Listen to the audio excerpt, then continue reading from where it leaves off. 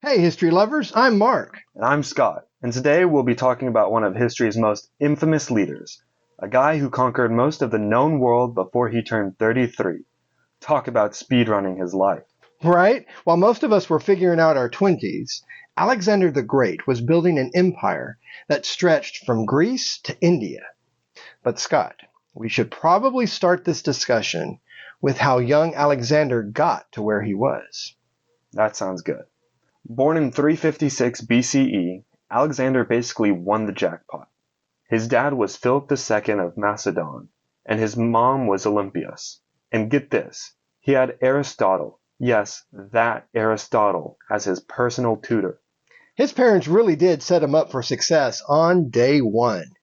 But his childhood was pretty intense. There's this famous story about him taming this supposedly untamable horse called Bucephalus when he was just a little kid. Oh, I love that story. While all these tough Macedonian warriors were struggling with this wild horse, teenage Alexander noticed something about the horse that nobody else did. The horse was scared of its own shadow, so he abused that to his own advantage. And his dad Philip was so impressed he apparently said, "My son, seek out a kingdom worthy of yourself, for Macedonia is too small for you." His dad really had high expectations for him. Although not everything in his early life was great, family dynamics got pretty messy. His father married another woman, Cleopatra. But not that Cleopatra, a different one. We're about 300 years too early. This marriage caused major drama. At the wedding feast, Alexander got so angry during a toast which suggested he might not be the heir anymore that he threw his own cup at someone's head.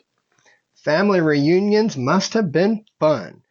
But things got even more dramatic in 336 BCE when Philip was assassinated during his daughter's wedding. And here's the crazy part, believe it or not. Some historians think Alexander's mom, Olympias, might have been involved. Well, whether she was involved or not, 20-year-old Alexander didn't waste any time and used this situation to his advantage. He eliminated potential rivals faster than Usain Bolt could have, and he secured his position as king. That's pretty fast. And then he did what any reasonable 20-year-old would do. Decided to conquer the entire Persian Empire. As you obviously do. But first, he had to deal with some rebellious Greek cities. Thebes tried breaking away, but Alexander's ego was not going to let that happen even for a second. He completely destroyed Thebes as a warning to other Greek cities. It was like sending a group text message saying, "Don't even think about it." Then, in 334 BCE, he crossed into Asia Minor with about 40,000 troops. In response, the Persians probably thought this kid was a joke and they had this in the bag.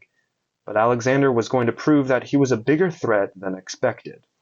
His first major battle at the Granicus River was basically a masterclass in military tactics. He led a cavalry charge himself. Can you imagine a modern leader doing that? Yeah, I don't see many presidents leading tank divisions these days. But what's amazing is how Alexander kept winning despite constantly being outnumbered. At Issus in 333 BCE, he faced the Persian king Darius III himself, and he still won. And then there's my favorite part, Egypt. The Egyptians were so done with Persian rule that they basically welcomed Alexander with open arms. They even declared him a living god. Talk about an ego boost. Although, to be fair, he was already pretty convinced he was part divine.